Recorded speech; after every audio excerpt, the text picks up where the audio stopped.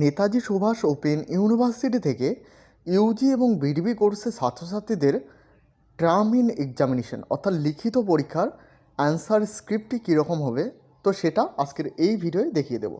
তো প্রথমে এখানে দেখতে পাচ্ছ রোল, যেটা অ্যাডমিট কার্ডে দেখতে পারবে।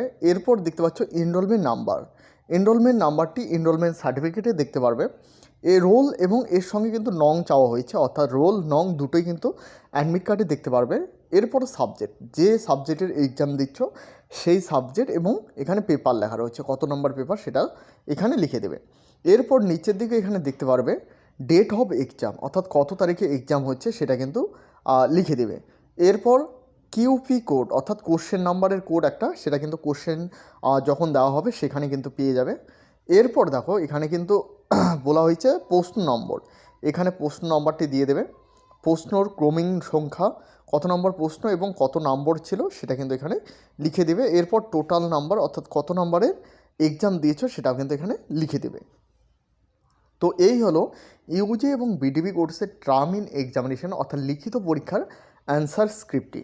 এভাবে কিন্তু এই অ্যান্সার স্ক্রিপ্টটি ফিল আপ করবে।